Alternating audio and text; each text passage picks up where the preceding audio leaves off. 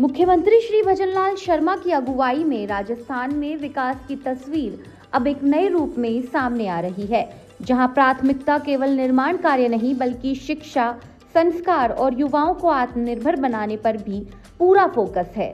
इसी दिशा में जयपुर के आदर्श विद्या मंदिर राजा पार्क में आयोजित कार्यक्रम खास बन गया, जब मुख्यमंत्री ने मल्टीपर्पज ऑडिटोरियम का लोकार्पण किया। इस मंच पर जहां प्रतिभाओं का सम्मान हुआ, वहीं शिक्षा और संस्कार के मेले को भी मजबूती मिली। मुख्यमंत्री ने पुनर्निर्मित सभागार का फीता खोलकर लोकार्पण किया और पट्टिका का अनावरण किया। इस दौरान उन्होंने लोकार्पण समारोह को संबोधित करते हुए बताया कि आदर्श विद्या मंदिर का अलग महत्व है। इस विद्यालय से उनका पुराना नाता रहा है। मुख्यमंत्री ने यह भी कहा कि यहाँ पुराने छात्रों को भी बुलाकर सम्मानित किया जाता है, जो एक बेहद अच्छी परंपरा है। कि मेरे को एक ऐसे कार्यक्रम में आमंत्रित किया है जो इससे मेरा नाता बहुत पहले से रहा है। चाहे वो विभिन्न कई प्रकार की बैठकों के माध्यम से रहा हो,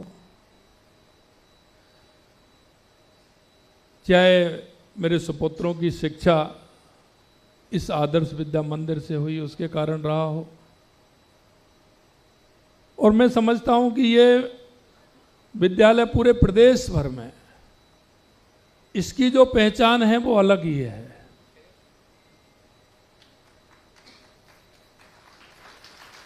अलग इसलिए है कि उस समय की परिस्थिति 47 के बाद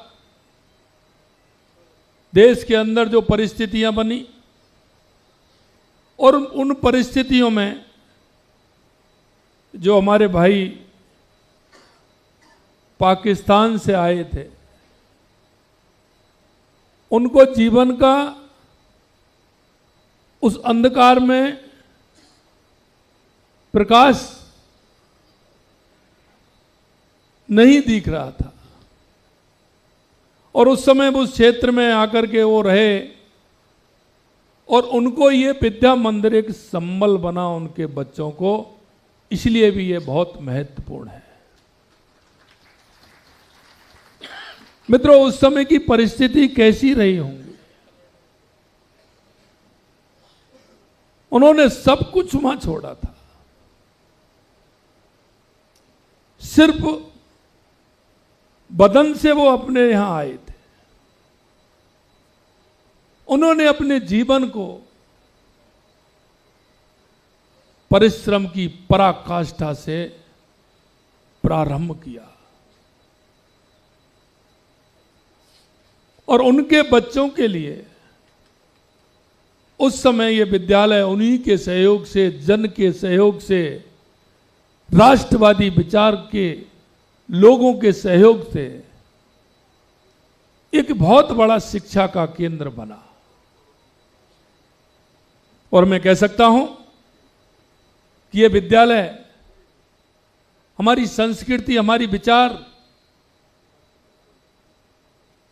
का केंद्र तो है ही, लेकिन मुझे खुशी हो रही थी जब ये सूची बता रहे थे, माननीय हमारे संघ चालक जी कह रहे थे कि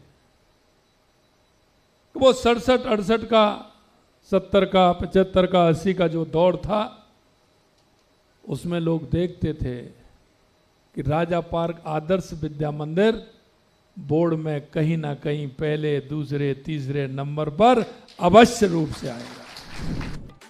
कार्यक्रम में अपनी शानदार प्रस्तुतियों से छात्राओं ने हर किसी को हैरान कर दिया।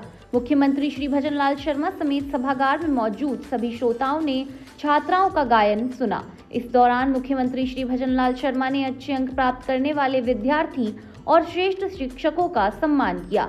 इसी के साथ विद्यालय को नई ऊंचाइयों पर पहुंचाने के लिए भामाशाहों को भी सम्मानित किया।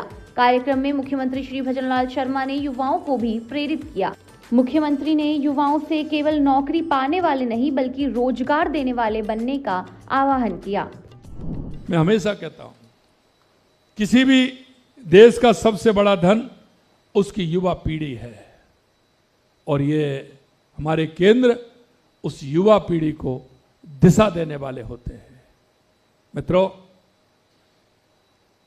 क्योंकि अगर हमारा युवा सही दिशा में काम करेगा तो उसकी शक्ति और सामर्थ्य काम आता है और वो आगे चल करके समाज के काम आता है। युवा केवल आंकड़ा नहीं होते, वे उस शक्ति का नाम है जो किसी राष्ट्र की दशा और दिशा बदल सकते हैं। निश्चित रूप से हम कह सकते हैं कि हमारे ये शिक्षा के केंद्र पूरी तरह से उस काम में लगे हुए हैं। भारत के पास आज दुनिया की सबसे बड़ी युवा आबादी है और ये हमारी सबसे बड़ी ताकत है, लेकिन ये ताकत तब काम आएगी जब युवा शिक्षित हो, संस्कारी हो और उसके भीतर देश के प्रति एक जिम्मेदारी की भावना हो। और यही काम ये विद्यालय कर रहा है, इन बच्चों को संवारने का, तराशने का और उन्हें पढ़ाने का एक कुशल, जो एक हमारा प्रजापति होता है, कुमार होता है, वो एक आकार देता है घड़े को, विभिन्न मूर्तियों को जो आकार देता है, ये आकार करने का काम हमारे शिक्षा के केंद्र कर रहे हैं। और मैं धन्यवाद देना चाहता हूँ हमारे सभी उन शिक्षक और शिक्षिकाओं को कि जो एक उस काम को वो समर्पित होकर के एक व्यक्तित्व को गढ़ने का काम कर रहे हैं।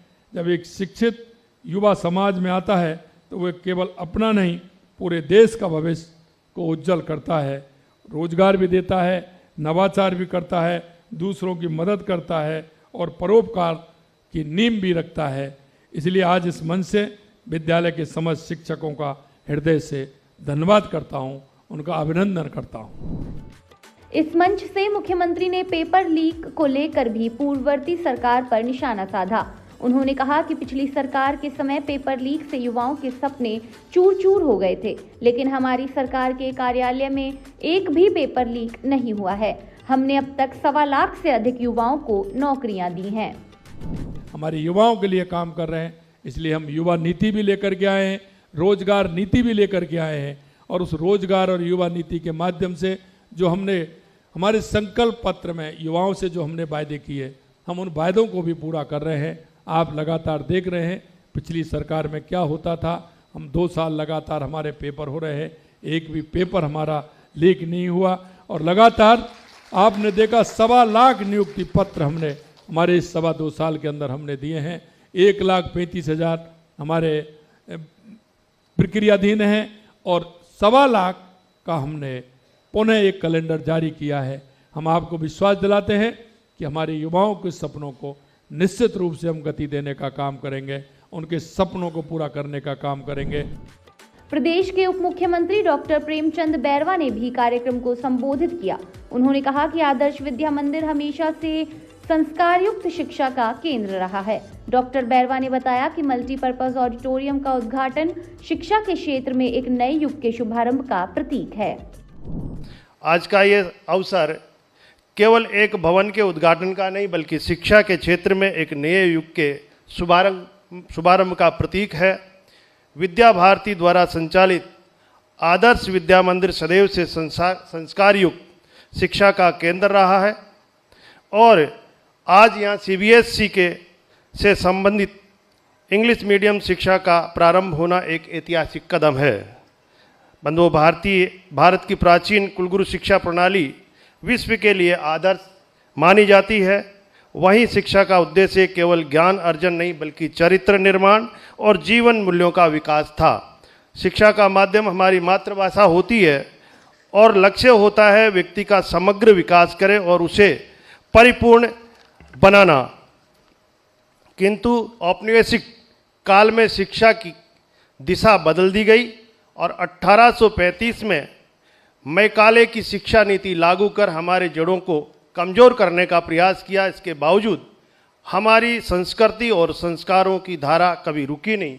इन्हीं मूल्यों को आगे बढ़ाते हुए विद्या भारती ने देश भर में आदर्श विद्या मंदिरों का एक सशक्त नेटवर्क खड़ा किया, जहां शिक्षा के साथ साथ राष्ट्रभक्ति, अनुशासन और संस्कारों का समन्वय होता है। आज जब हम वैश्वीकरण के युग में हैं, तब अंग्रेजी भाषा का महत्व को हम नकार नहीं सकते। तकनीकी शिक्षा और वैश्विक संवाद के क्षेत्र में अंग्रेजी का होना एक आवश्यक माध्यम बन चुका है। ऐसे में ये अत्यंत आवश्यक था कि हमारे बच्चों को आधुनिक शिक्षा के साथ साथ भारतीय संस्कार भी प्राप्त हो। मुझे ये कहते हुए गर्व हो रहा है कि आदर्श विद्या मंदिर में पढ़ा हुआ बालक केवल शिक्षित नहीं बल्कि संस्कारित भी होता है। जयपुर में आयोजित यह कार्यक्रम केवल एक भवन के लोकार्पण तक सीमित नहीं रहा, बल्कि शिक्षा, संस्कार और सामुदायिक सहयोग का सशक्त मंच बनकर उभरा। यह इस बात का प्रमाण बना कि प्रदेश में शिक्षा को नई दिशा देने के साथ साथ युवा शक्ति को आत्मनिर्भर बनाने की सोच भी मजबूती से आगे बढ़ रही है।